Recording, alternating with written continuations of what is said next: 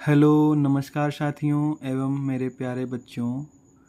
आपका अपना चैनल बच्चों के साथी अपने गुरुजी पे आप सभी का स्वागत है।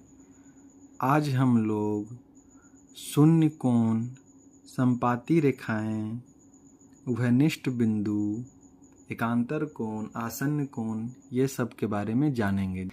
जैसा कि हम लोग पिछले वीडियो में बहुत कुछ सीखे थे, हम लोग उसके आगे आज जानेंगे। सबसे पहले आज का हमारा टॉपिक है शून्य कोण। शून्य कोण किसे कहते हैं? वह कोण जिसका मान 0 डिग्री होता है, तो 0 डिग्री। जब दो किरणें या रेखाएं एक ही बिंदु पर संपाती मतलब एक दूसरे पर स्थित होता है, यह तब बनता है जब कोण की दोनों किरणें या भुजाएं एक ही दिशा की ओर जाती है।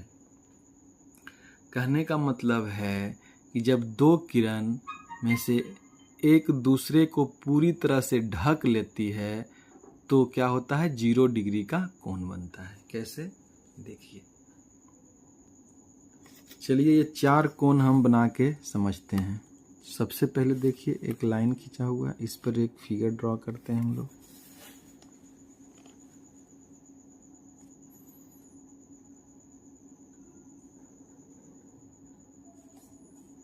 इस तरह से देखिए, यह का इसका फैलाव पर ध्यान दीजिएगा, तब समझ में आएगा 0 डिग्री कैसे होता है।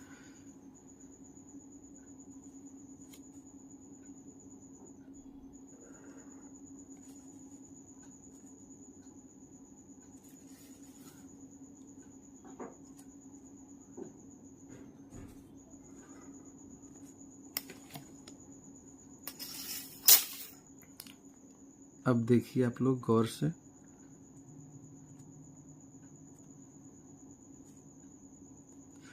देखिए इस कोण में यह दोनों का फैलाव देखिए, इस यहाँ से लेके यहाँ तक फैला हुआ है।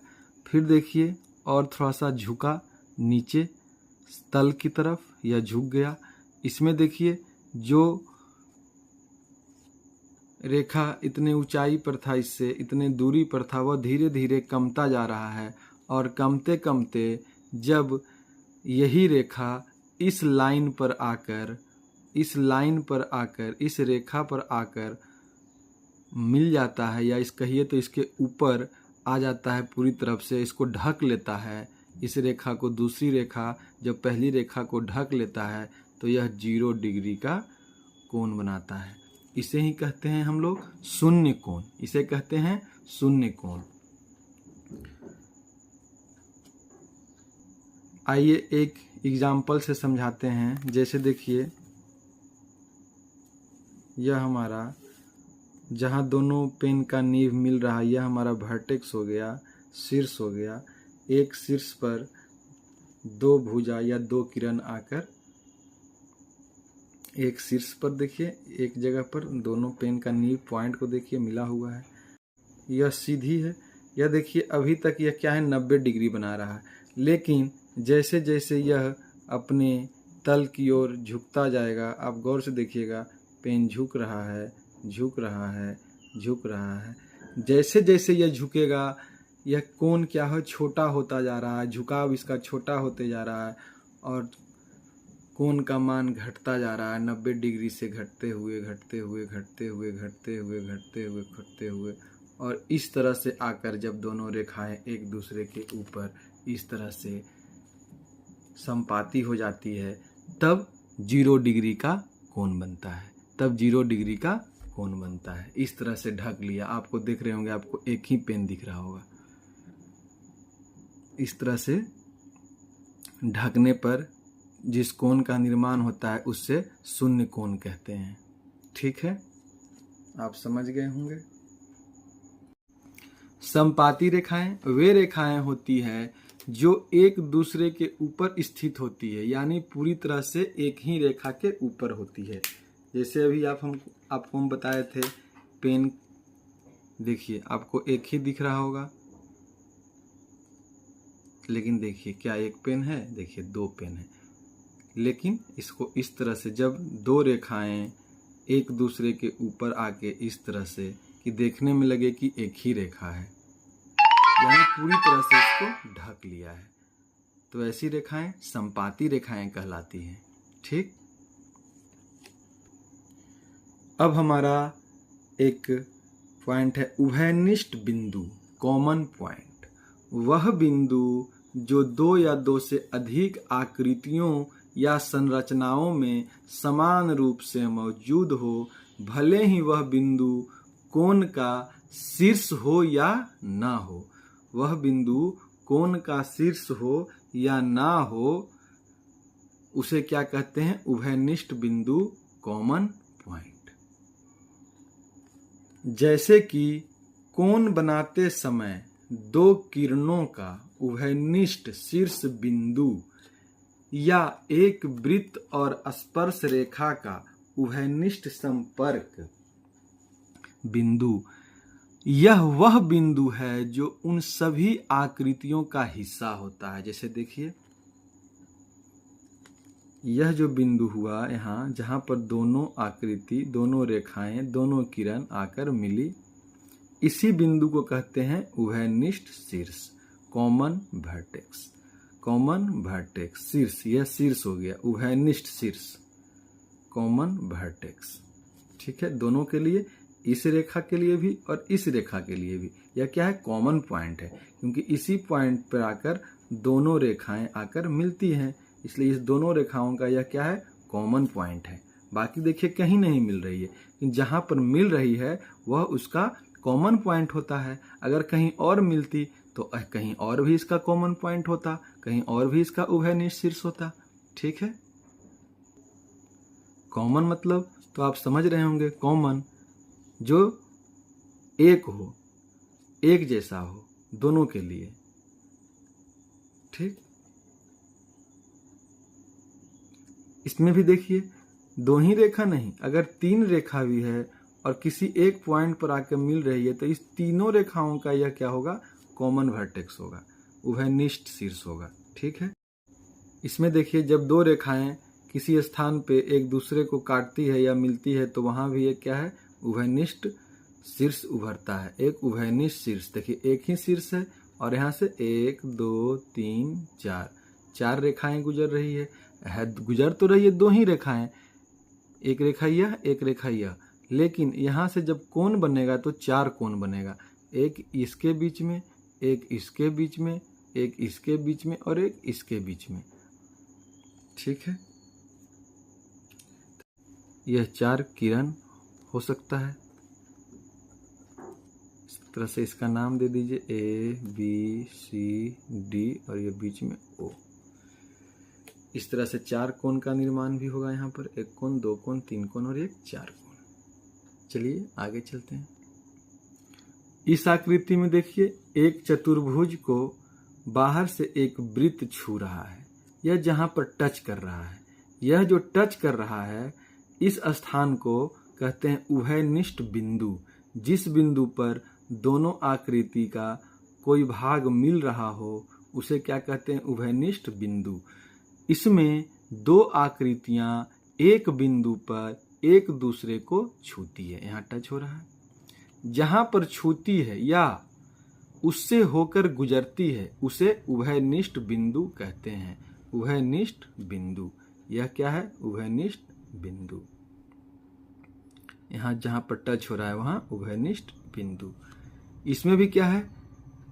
आकृति है, इसे भी एक त्रिभुज बना सकते हैं, इसे भी एक त्रिभुज, इसे भी एक त्रिभुज और इसे भी एक त्रिभुज, और सभी त्रिभुज का कहाँ पर टच हो रहा है? इस स्थान पर। अगर हम इसे त्रिभुज बना लें तो सभी त्रिभुज का यह उभयनिष्ठ बिंदु होगा। ऐसे भी देखिए चार एंगल बन रहा है और चारों एंगल का सेम एक जगह पर आकर मिल रहा है, तो यह इसका उभयनिष्ठ बिंदु होगा। ठीक है, जहां दो आकृतियां एक बिंदु पर एक दूसरे को छूती है। ठीक, उभयनिष्ठ शीर्ष, कॉमन वर्टेक्स, वह बिंदु जहां दो या दो से अधिक किरणें या रेखाखंड मिलते हैं जो एक कोण का अंत बिंदु होता है। ऐसा बिंदु जहां कोण बनाने वाली दो किरणें या रेखाखंड मिलते हैं। देखिए, दो किरण जहां पर आकर मिला, इस स्थान को क्या कहते हैं? उभयनिष्ठ शीर्ष, कॉमन वर्टेक्स से क्या कहते हैं? कॉमन वर्टेक्स, उभयनिष्ठ शीर्ष। और दोनों के मिलने के बाद क्या है? एक कोण का भी निर्माण हो रहा है। ठीक है, अब हम लोग उभयनिष्ठ शीर्ष और उभयनिष्ठ बिंदु के कुछ अंतर और समानता पढ़ लें। उभयनिष्ठ शीर्ष हमेशा कोण के संदर्भ में एक विशेष बिंदु होता है, लेकिन उभयनिष्ठ बिंदु एक सामान्य शब्द है जो किसी भी प्रकार के प्रतिच्छेदन या संपर्क के लिए इस्तेमाल किया जा सकता है। उभयनिष्ठ शीर्ष का उपयोग कोनों की भुजाओं के मिलन बिंदु के लिए होता है। मिलन बिंदु का मतलब, जैसे यह एक रेखा है और इस बिंदु, एक रेखा इसी बिंदु से इस तरफ गया है, तो यह दोनों रेखा इस बिंदु पर आकर मिलती है तो क्या होता है? कोण का निर्माण करती है। यह क्या है?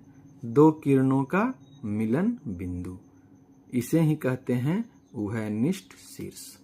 इसी यह मिलन बिंदु, यहां आकर दोनों मिल जाता है। ठीक है,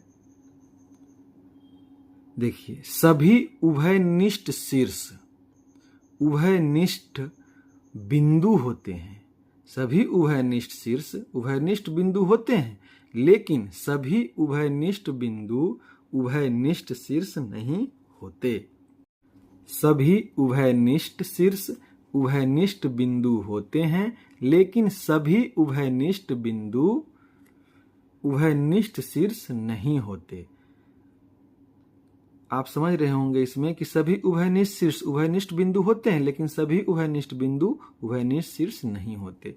आपको ऊपर में आप देखे होंगे इसमें कि एक चित्र आपको कंफ्यूज कर रहा होगा कि इसमें तो दोनों चीज है। तो हाँ, देखिए, यह जो चित्र है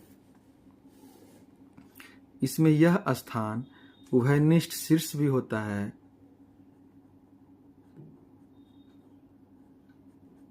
शीर्ष, और यही उभयनिष्ठ बिंदु भी होता है।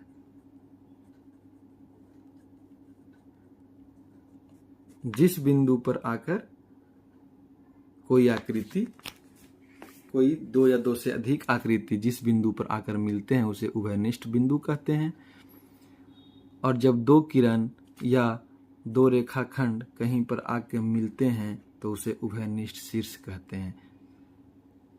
उभयनिष्ठ शीर्ष वैसा बिंदु जहां किरण या रेखाखंड आकर मिलते हैं और कोण का निर्माण करती हैं। ठीक, इसलिए क्या है? सभी उभयनिष्ठ शीर्ष उभयनिष्ठ बिंदु होते हैं।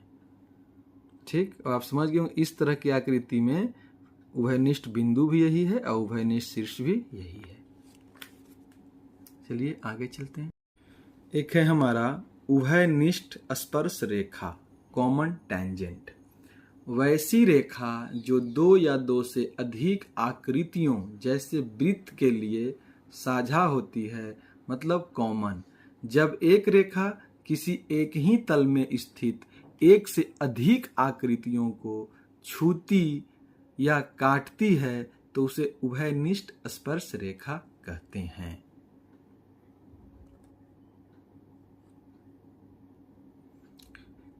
इस चित्र के माध्यम से देखिए कि यह दो सर्किल है और देखिए सीधी रेखा में है, एक ही तरफ, एक ही जैसा, एक ही तल है इसका, और यह यहाँ मिल रहा है इस स्थान पर और ये इस स्थान पर मिल रहा है।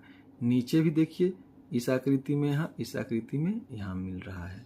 ठीक है, तो कह रहा जब एक रेखा किसी एक ही तल में स्थित एक से अधिक आकृति, यह रेखा है एक तल पर है, यह एक तल पर है, किसी आकृति को छूती है या काटती है तो उसे उभयनिष्ठ रेखा कहते हैं। ठीक, अब है आपका प्रतिच्छेद, इंटरसेक्शन।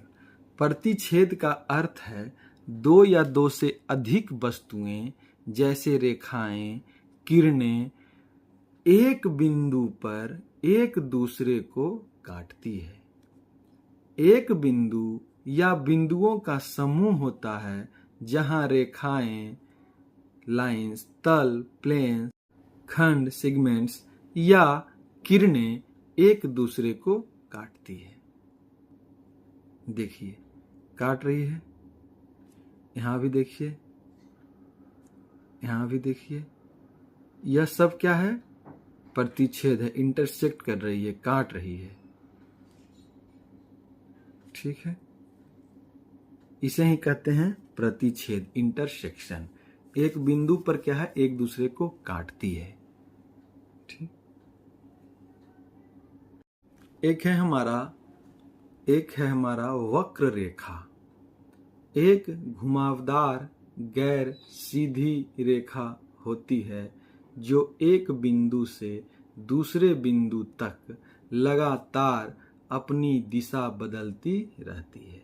वह अपना दिशा बदलती रहती है, एक जैसा नहीं चलता, वह अपना दिशा को बदलता रहता है। जैसे वृत्त, पाराबोला, दीर्घवृत्त, इलिप्स, आर्क ऑफ रेनबो, इंद्रधनुष का चाप। और आप सबसे अच्छा एग्जाम्पल आप देख सकते हैं, अगर पहाड़ी इलाका है आपका, तो पहाड़ी इलाका में रोड जो होता है वो देखिएगा सीधा नहीं होता, घुमावदार होता है, टेढ़ा मेढ़ा होता है। ठीक है, दूसरा एग्जाम्पल है सबसे normal railway track. Railway track भी कभी सीधी नहीं रहती है लगातार, वह भी क्या है? घुमावदार रहता है, घूमता रहता है। यह क्या है? वक्र रेखा है। यह वक्र रेखा का एक उदाहरण है। वैसी रेखा जो घुमावदार हो, गैर सीधी रेखा होती है, जो एक बिंदु से दूसरी बिंदु तक लगातार अपनी दिशा को बदलती रहती है। ठीक है, अब है intersecting lines, point of intersection. Intersecting lines और पॉइंट ऑफ इंटरसेक्शन, जहां पर प्रतिच्छेद करता है प्रतिच्छेदी बिंदु और प्रतिच्छेदी रेखा। यह देखिए, प्रतिच्छेदी रेखाएं वे रेखाएं होती हैं जो किसी तल में एक दूसरे से मिलती हैं या एक दूसरे को काटती है। यह एक ही बिंदु पर मिलती है, यह एक ही बिंदु पर मिलती है। ठीक है, यह जो उभयनिष्ठ बिंदु है जो बीच में है, उभयनिष्ठ वर्टेक्स पॉइंट, इस स्थान पर आकर दोनों रेखाएं मिलती है, उभयनिष्ठ बिंदु पर मिलती है और क्या करती है? उन्हें प्रतिच्छेद करती है। देखिए काट रही है, इधर से इधर यह काट रही है, यहां पर मिलने के बाद क्या है? काट रही है। और जिस बिंदु पर एक दूसरे को काटती है, उस बिंदु को हम कहते हैं प्रतिच्छेदी बिंदु। इसे क्या कहते हैं? प्रतिच्छेदी बिंदु। जहां पर एक दूसरे से मिल रही है, एक दूसरे को काट रही है, उसे क्या कहते हैं? प्रतिच्छेदी बिंदु। जहां पर एक दूसरे को वह काट रही है, क्रॉस कर रही है, उसे क्या कहते हैं? प्रतिच्छेदी बिंदु। और जिस बिंदु पर वह आके मिल रही है उसे क्या कहते हैं? उभयनिष्ठ बिंदु। तो इस बिंदु को उभयनिष्ठ बिंदु भी कहते हैं हम। इसे ही उभयनिष्ठ बिंदु और प्रतिच्छेदी बिंदु कहते हैं। ठीक है, एक ही बिंदु पर मिलेगा, ठीक है, और कहीं नहीं मिलेगा। यह आगे बढ़ते चला जाएगा, यह भी आगे बढ़ते चला जाएगा, यह भी आगे बढ़ते चला जाएगा, यह भी आगे बढ़ते चला जाएगा, लेकिन यह कहीं पर मिलेगा नहीं। जो मिलना था वह इसी स्थान पर प्रतिच्छेदी बिंदु पर ही मिला, इसके बाद यह कभी नहीं मिलेगा, चाहे इसको कितना भी दूर तक लेके चले जाइए। अब है हमारा अप्रतिच्छेदी रेखा। जब दो या दो से अधिक रेखाएं किसी भी बिंदु पर नहीं मिलती तो उन्हें अप्रतिच्छेदी रेखाएं कहते हैं। जैसे देखिए, दो समानांतर लाइन लीजिए, इस तरह से दो समानांतर लाइन, या समानांतर लाइन किसे कहते हैं? इस दोनों के बीच की दूरी, जितना दूरी यहाँ पर है, अगर मान लीजिए कि इस पॉइंट से इस पॉइंट की, यह दो रेखाएं हैं और इस पॉइंट से इस पॉइंट की दूरी अगर 4 सेंटीमीटर है, तो किसी भी स्थान पर हम नाप लेंगे, इसका माप लेंगे तो यह 4 सेंटीमीटर ही होगा। तो यह क्या है, कहीं भी एक दूसरे को प्रतिच्छेद नहीं करेगा, मतलब कहीं भी इस प्रकार से काटेगा नहीं या इस प्रकार से काटेगा नहीं, कहीं पर भी उसका प्रतिच्छेद बिंदु नहीं बनेगा, क्योंकि यह दोनों के बीच में एक कॉमन डिफरेंस है और ये अनंत तक चलते चला जाएगा। ठीक है, इसे ही क्या कहते हैं, अप्रतिच्छेदी रेखा। इसे कहते हैं अप्रतिच्छेदी रेखा। जितना देखिए डिफरेंस सी का है उतना ही डिफरेंस हर जगह है। दूरी समान रहेगा हमेशा, इस दोनों के बीच में ए और बी रेखा के बीच में दूरी हमेशा समान रहेगा, और जब दूरी समान रहेगा दोनों के बीच में तो कभी ये दोनों नहीं मिलेगा। ठीक है, और लंब की लंबाई सदैव समान होती है। ठीक, आगे चलिए। अनुप्रस्थ रेखा, ट्रांसवर्सल लाइन, तिर्यक छेदी रेखा, इसे ही कहते हैं अनुप्रस्थ रेखा। वह रेखा जो किन्हीं दो या दो से अधिक अन्य रेखाओं को विभिन्न बिंदुओं पर काटती है या प्रतिच्छेद करती है। कहने का मतलब है कि वह रेखा जो किन्हीं दो या दो से अधिक अन्य रेखाओं को विभिन्न बिंदुओं पर काटती या प्रतिच्छेद करती है। तो देखिए उदाहरण, यह क्या है, दो रेखाएं हैं। अगर इस तरह से हम काटेंगे, देखिए सेम बिंदु पर दोनों को काट रहा है, लेकिन यह क्या कह रहा है कि दो विभिन्न बिंदुओं पर। तो दो विभिन्न बिंदुओं पर, तो यह लाइन लेंगे और यह लाइन ऐसे लिए, दोनों पैरेलल लाइन है। लेकिन अगर इस तरह से हम काट दिए तो देखिए यह बिंदु पर कटा तो एक यह इस बिंदु पर काटा, मतलब दोनों बिंदु क्या है, विभिन्न है। दो बिंदु विभिन्न बिंदु हैं, एक इस स्थान पर है तो एक इस स्थान पर काटता है। जब दो लाइन को एक तीसरी रेखा विभिन्न बिंदु पर काटती है उसे कहते हैं तिर्यक छेदी रेखा। देखिए यह क्या है, तिर्यक छेदी रेखा। देखिए विभिन्न बिंदु पर काटा गया है और दोनों क्या है, समानांतर लाइन है। समांतर लाइन है, पैरेलल लाइंस है, लेकिन अलग अलग बिंदु पर। जब दो या दो से अधिक अन्य रेखाओं को विभिन्न बिंदुओं पर कोई रेखा काटती है या प्रतिच्छेद करती है तो उसे कहते हैं तिर्यक छेदी रेखा। ठीक है, जब एक तिर्यक रेखा अन्य रेखाओं को काटती है तो वह कई कोण बनाती है, जिन्हें तिर्यक रेखा कोण कहा जाता है। तिर्यक रेखा कोण कहा जाता है। इस चित्र में देखिए आप कैसे दो रेखा हैं। ठीक, और क्या है, यह दोनों रेखा क्या है, समानांतर नहीं है, असमान है। देखिए यह कैसे है, सीधी है, यह कैसे देखिए टेढ़ी है, और इस दोनों रेखा को एक रेखा यह काट रही है। लेकिन कोण का तो निर्माण हो रहा है, यहाँ भी कोण बन रहा है, यहाँ भी कोण बन रहा है, यहाँ भी कोण बन रहा है, यहाँ भी बन रहा है, इधर भी बन रहा है, इधर भी बन रहा है, कोण का निर्माण हो रहा है। तो यह भी क्या है, एक तिर्यक रेखा है। तो तिर्यक रेखा क्या है, दो समानांतर लाइन को भी काटती है, समानांतर रेखा को भी काटती है और असमांतर रेखा को भी काटती है। जब दो असमांतर रेखा को एक तिर्यक रेखा काटती है तो इसे क्या कहते हैं, तिर्यक रेखा या तिर्यक छेदी रेखा। ठीक है, दो समांतर को भी काटती है और दो असमांतर को भी।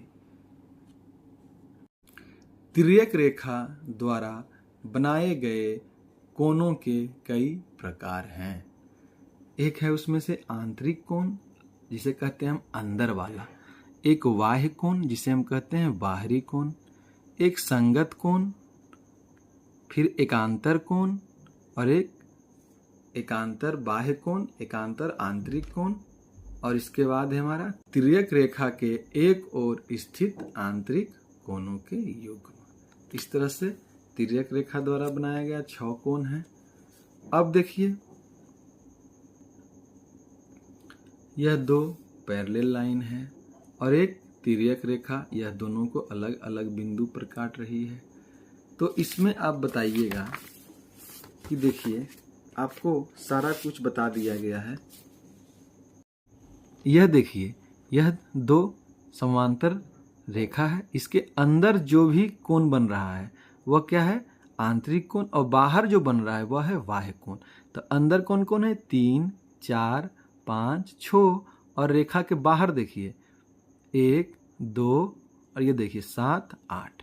इस प्रकार से आंतरिक कोण और बाह्य कोण हम लोग जान गए। देखिए आंतरिक कोण, कोण 3, कोण 4, कोण 5, कोण 6, बाह्य कोण, कोण 1, कोण 2, कोण 7, कोण 8। देखिए बाहरी है, बाहर है 7, 8, अंदर है देखिए 5, 6, 5, 6। अब देखिए इस आकृति को एक बार और, इसमें अंदर कौन कौन है 3, 4, 5, 6, ये हो गया अंतः कोण। और बाहर कौन है 1, 2, 7 और 8, यह हो गया हमारा बाह्य कोण। ठीक है। देखिए आंतरिक कोण, कोण 3, कोण 4, कोण 5, कोण 6, बाह्य कोण, कोण 1, कोण 2, कोण 7, कोण 8। देखिए बाहरी है, बाहर है 7, 8, अंदर है देखिए 5, 6, 5, 6। अब देखिए इस आकृति को एक बार और, इसमें अंदर कौन कौन है 3, 4, 5, 6, ये हो गया अंतः कोण। और बाहर कौन है 1, 2, 7 और 8, यह हो गया हमारा बाह्य कोण। ठीक है। एक है इसमें क्रमागत अंतः कोण। क्रमागत अंतः कोण हमेशा क्या होता है, संपूरक होता है, और क्रमागत बाह्य कोण भी हमेशा संपूरक होता है। तो क्रमागत अंतः कोण का योग 180 होता है, क्रमागत बाह्य कोण का योग 180 होता है। तो देखिए चित्र से क्रमागत अंतः कोण, देखिए अंतः कोण अंदर वाला हो गया। तो क्रमागत एक क्रम में तो 3 और 5, तो 3 और 5 दोनों का योग 180, 4 और 6 दोनों का योग 180, 1 और 7 दोनों का योग 180, और 2 और 8 दोनों का योग देख लीजिए। इसमें क्रमागत 3 और 5, तो angle 3 plus angle 5 is equal to 180। क्रमागत मतलब एक क्रम में, तो 4 प्लस 6 बराबर 180। यह अंतः क्रमागत हो गया। बाह्य क्रमागत एक क्रम में 1 और ये 7, 1 प्लस 7 बराबर 180 डिग्री। 2 और 8, तो angle 2 plus angle 8 is equal to 180 degree. इस तरह से क्रमागत अंतः कोण और क्रमागत बाह्य कोण का योग क्या होता है, 180 डिग्री। चलिए आगे चलते हैं।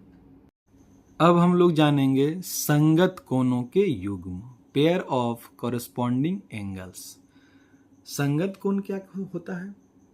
संगत कोण उसे कहते हैं जब एक तिर्यक रेखा दो अन्य रेखाओं को काटती है तो एक जैसा स्थान में स्थित या एक जैसा दिखने वाला कोणों का जोड़ा संगत कोण कहलाता है।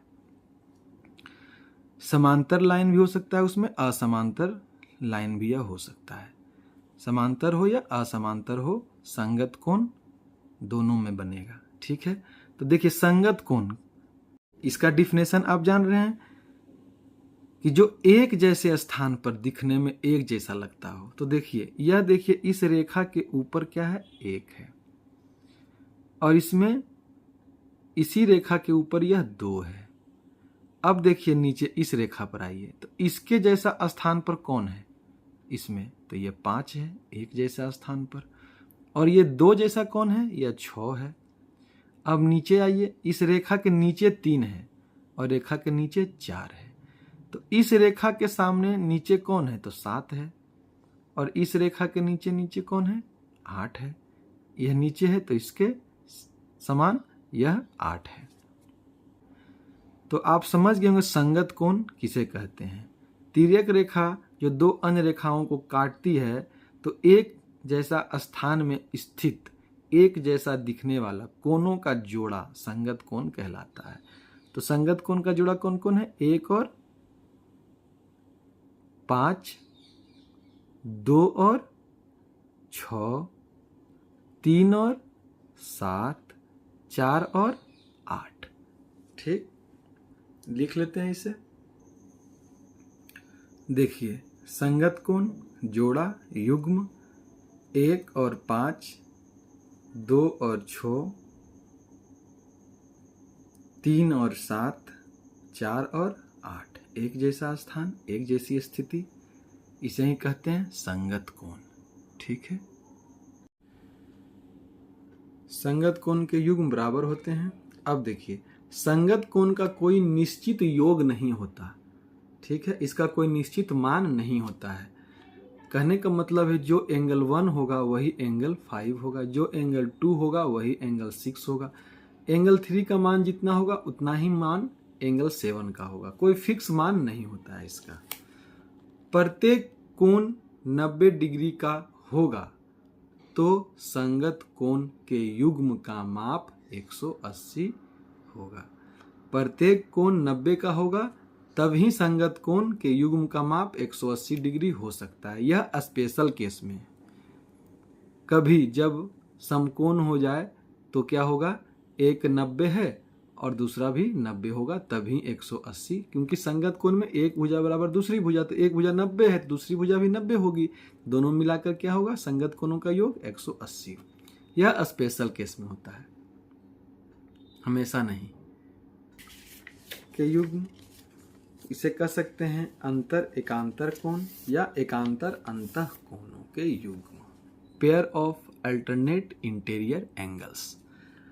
इसमें क्या होता है, देखिए, इंटीरियर एंगल्स अल्टरनेट, एकांतर आंतरिक कोण, एकांतर। ठीक है, तो इसका परिभाषा चलिए, यह क्या है, दो समानांतर रेखा है, उसे एक तिर्यक रेखा काटती है।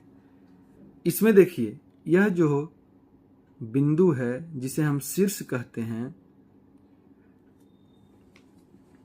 पहले एकांतर कोण का परिभाषा, वे कोण जो किसी आकृति के अंदर स्थित होते हैं या दो समानांतर रेखाओं को एक तिर्यक रेखा द्वारा काटे जाने पर उन समानांतर रेखाओं के आंतरिक क्षेत्र में बनते हैं। आंतरिक मतलब अंदर में।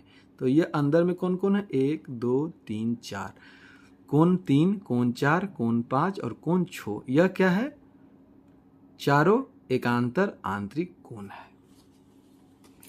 अब देखिए, एकांतर कोण का युग्म कौन है, तो एकांतर कोण जो देखिए एकदम इसके तिरछा, ये सामने 6 और 4 के सामने 5, तब एकांतर आंतरिक कोण का युग्म 3 और 6, 4 और 5, 3 और 6, 4 और 5। ठीक है, यह हो गया आंतरिक एकांतर कोण। तो देखिए, यहां देखिए, जब आंतरिक एकांतर कोण की बात हो रही है तो 3 के सामने कौन है, 6। तो आंतरिक एकांतर कोण के युग्म जो है अलग अलग शीर्ष पर बन रहे हैं। एक शीर्ष देखिए यहाँ है, तो एक शीर्ष इसमें यहाँ है, मतलब इस 3 के लिए शीर्ष यह है तो इस 6 के लिए शीर्ष यह होगा, यह 6 के लिए शीर्ष यह होगा, 3 के लिए शीर्ष यह होगा।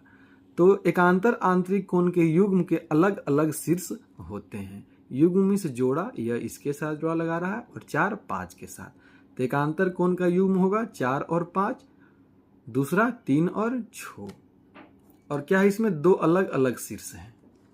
ठीक है, अब देखिए एकांतर बाह्य कोण के युग्म। तो बाह्य कोण कौन कौन है, 1, तो 1 2 7 8।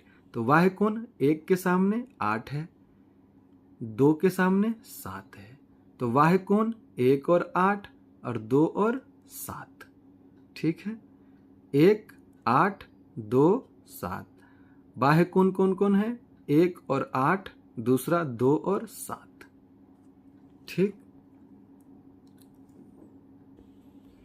एकांतर बाह्य कोण किसे कहते हैं, वे कोण जो किसी आकृति के बाहर स्थित होते हैं या दो समानांतर रेखाओं को जब एक तिर्यक रेखा काटती है तो उन समानांतर रेखाओं के बाह्य क्षेत्र में बनने वाला कोण एकांतर बाह्य कोण के युग्म कहलाते हैं। ठीक है, बाह्य कोण आप जानेंगे, 1 8 2 7, 1 और 8, दूसरा 2 और 7। चलिए नेक्स्ट है तिर्यक छेदी रेखा के एक ही तरफ बने अंतःकोणों के युग्म, pair of interior angles on the same side of the transversal line. देखिए यह तिर्यक छेदी रेखा दो समानांतर रेखाओं को काट रही है। तो कहने का मतलब है कि तिर्यक छेदी रेखा के एक ही तरफ बने, मतलब यह तिर्यक छेदी रेखा है, इस लाइन को, जो लाइन दो रेखाओं को काट रही है वह क्या है, तिर्यक छेदी रेखा। यह तिर्यक छेदी रेखा है। और तिर्यक छेदी रेखा देखिए बीच से काट रही है, तो एक तरफ, मतलब एक यह साइड हो गया, यह एक साइड हो गया। तो एक साइड का अंतःकोण कौन कौन है, 3 और 5, और इस तरफ का अंतःकोण 4 और 6, इस तरफ का बाह्य कोण 1 और 7, इस तरफ का बाह्य कोण 2 और 8। तो अंतःकोण लिख लेते हैं, एक तरफ का 3 और एंगल 5, दूसरा एंगल 4 और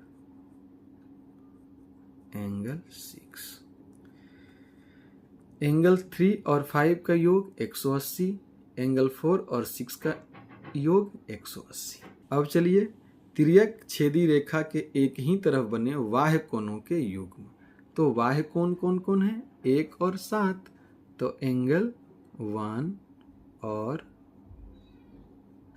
एंगल 7, एक एंगल 2 और एंगल 8।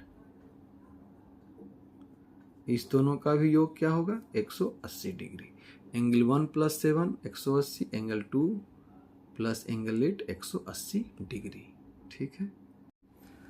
अगला है शीर्षाभिमुख कोण, वर्टिकली अपोजिट एंगल।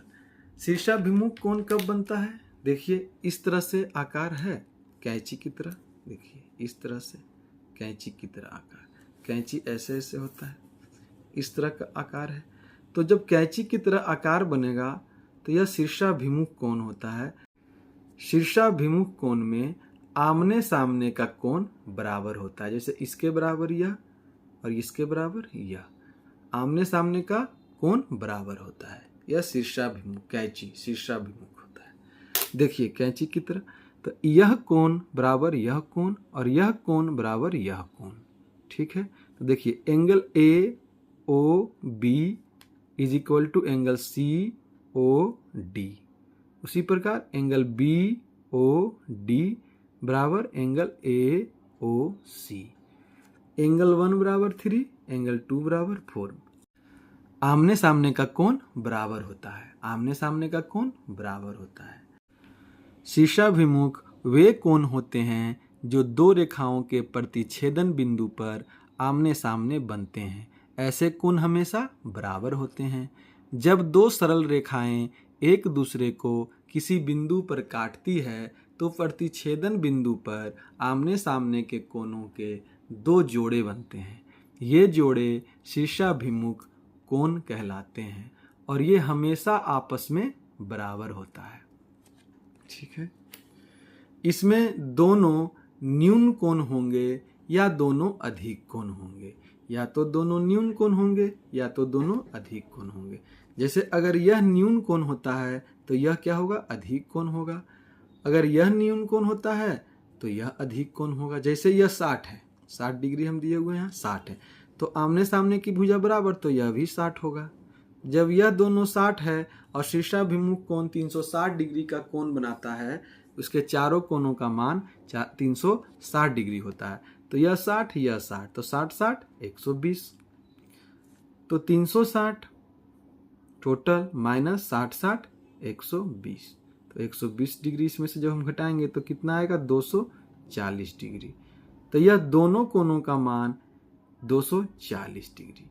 तो एक कोण का मान 120, क्योंकि दोनों बराबर है तो 120 डिग्री होगा। तो यह देखिए अधिक कोण हो गया। यह अगर न्यून कोण है तो यह अधिक कोण होगा, यह अगर अधिक कोण है तो यह न्यून कोण होगा। इस प्रकार दोनों में से एक न्यून कोण होगा, एक अधिक कोण होगा हमेशा। ठीक है। एक चित्र विधि द्वारा यह भी देखिए क्या है, शीर्षाभिमुख अधिक कोण है। अब देखिए अधिक कोण आपको यह दिख रहा होगा कि यह सीधी रेखा है, इस पर बनने वाली सीधी रेखा पर बनने वाला एंगल 180 डिग्री का होता है, या सरल रेखा पर 180 डिग्री का कोण बनता है। तो यह देखिए इस और इस एंगल के बीच में एक देखिए छोटा सा कोण बना हुआ है, और यह देखिए क्या है, एक बड़ा कोण है जो कि 90 से अधिक है। 90 कहाँ होता है, जब यह एक सीधी रेखा इस पर होता, इस पॉइंट पर, वो जो पॉइंट आपका दिया हुआ है उस पर अगर यह देखिए बनाकर आपको दिखा देते हैं,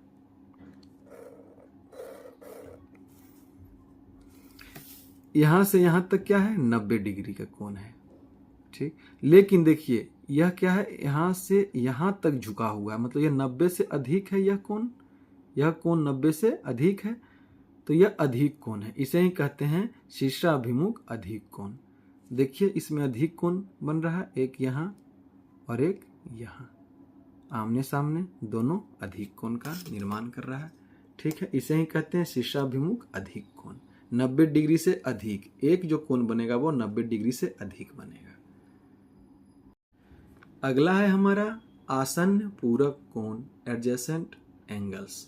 जब दो कोण एक ही भुजा साझा करता हो और दोनों एक ही शीर्ष बिंदु से निकलते हैं तो वे आसन्न कोण होते हैं। वैसे कोण जो सदैव एक दूसरे के बगल में इस प्रकार रहता है कि उनका एक उभयनिष्ठ शीर्ष और एक उभयनिष्ठ भुजा होती है। आइए चित्र विधि से देख लें।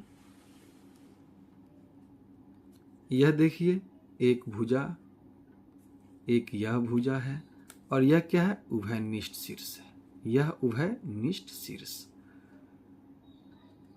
ओ भी क्या है, ओ यहां से इस बिंदु का नाम ओ दिए, और यह रेखा क्या है, बी है, तो ओ भी क्या है, उभयनिष्ठ है, कॉमन है ओ ए के लिए भी और ओ सी के लिए भी।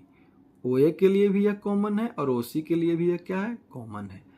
ओ क्या है यहाँ पर, दोनों के लिए कॉमन है, ओ बी इसके लिए भी कॉमन और इसके लिए भी कॉमन। अब देखिए जो एंगल बन रहा है B O C, angle B O C, और angle A O B, angle B O C, angle B O C plus angle A O B is equal to angle B O C, angle B O C plus angle A O B is equal to 90 degree. तो आसन्न कोण समझ गए, जब दो कोण एक ही भुजा साझा करता हो और दोनों एक ही शीर्ष बिंदु से निकलते हैं तो वे आसन्न कोण कहलाते हैं। देखिए दोनों का यह भुजा जो है ओ बी, यह दोनों में सेम है, ठीक। चलिए आगे। अगला है समान संपूरक कोण। समान संपूरक कोण, वैसे दो कोण जिनका योग 180 हो और वे दोनों कोण बराबर माप के हों तो वे समान संपूरक कोण कहलाते हैं। वैसे दो कोण जिनका योग 180 डिग्री हो और वे दोनों कोण बराबर माप के हों तो वे समान संपूरक कोण कहलाते हैं, सप्लीमेंट्री एंगल। जैसे दो समकोण, क्योंकि समकोण में क्या होता है, 90 डिग्री का होता है समकोण, तो दो समकोण मिलाएंगे तो 90 प्लस 90 180 डिग्री। इस चित्र में आप देखिए समान संपूरक कोण। समान संपूरक कोण, वैसे दो कोण जिनका योग 180 डिग्री हो और वे दोनों कोण बराबर माप के हों तो वे समान संपूरक कोण कहलाते हैं। जैसे दो समकोण, क्योंकि समकोण जो होता है वो 90 डिग्री का होता है, तो दो समकोण जब मिलेगा तो 90 प्लस 90 180 डिग्री का होगा। अब इस चित्र से देखिए कि दो समकोण कहाँ बन रहा है, संपूरक कोण समान संपूरक कहाँ बन रहा है। तो देखिए D O E, angle D O ई बराबर 90 डिग्री। दूसरा देखिए B O E, angle B ओ ई, ये भी 90 डिग्री। ये दोनों क्या है, दो समकोण बन रहा है, एक यह, दोनों समकोण का योग 180। इस प्रकार समान संपूरक कोण कौन कौन हुआ इसमें, डी ओ ई, या कहिए इसको ई ओ डी, ठीक है। या बी ओ ई, या कहिए इसको ई ओ बी, दोनों क्या है, समान समपूरक कोण है। अब देखिए इसी में है असमान समपूरक कोण, असमान समपूरक कोण। तो असमान समपूरक कोण ऐसे दो कोण जिनका योग 180 डिग्री होता है, लेकिन क्योंकि संपूरक है तो 180 डिग्री तो होता है, लेकिन दोनों कोण का माप अलग अलग होता है। समान संपूरक में था दोनों कोण समान था, इसमें असमान, दोनों कोण का मान असमान होगा। तो देखिए ऐसे दो कोण जिनका योग 180 डिग्री होता है, लेकिन दोनों कोण का माप अलग अलग होता है। ठीक, तो देखिए इसे हम लिख सकते हैं एंगल ए ओ बी,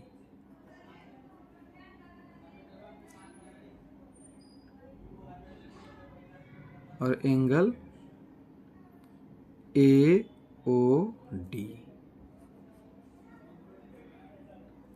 इस दोनों का योग होगा A O B plus angle A O D is equal to 180 degree. अब देखिए समान नहीं है, देखिए ए ओ बी यह कितना छोटा सा एक एंगल बना रहा है, यह छोटा सा एंगल बना रहा है, और ए ओ डी देखिए कितना बड़ा एंगल बना रहा है।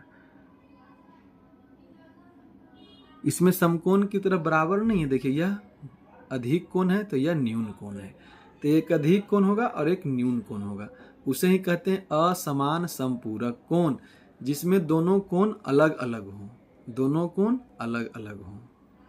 ठीक है, इसमें और भी है बहुत सारा, देखिए एक ले सकते हैं हम angle C O D plus C O D ले लिए, अब डी ओ ए या ए ओ डी, इसका भी योग कितना होगा 180 डिग्री। इस तरह से हम एक यह ले सकते हैं,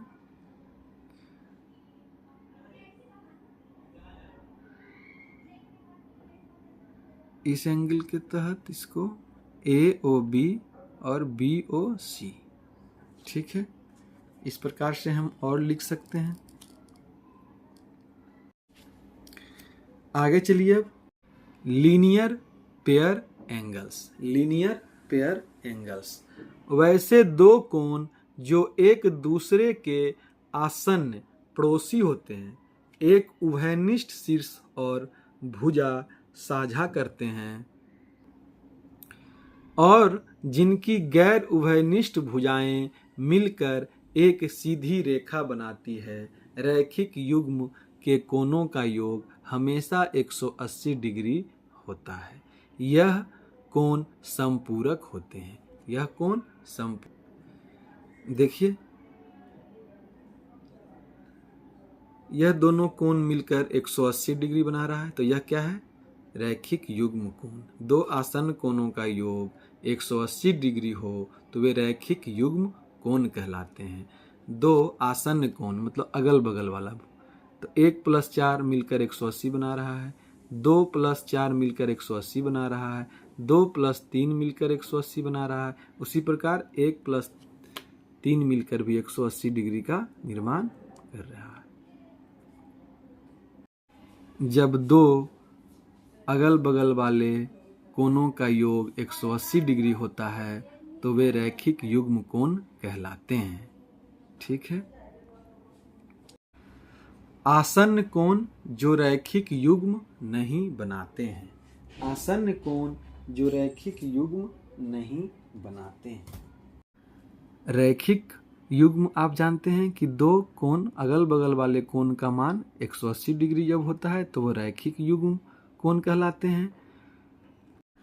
वैसे दो आसन्न कोण जिनका योग 180 डिग्री होता है तो वह रैखिक युग्म बनाते हैं।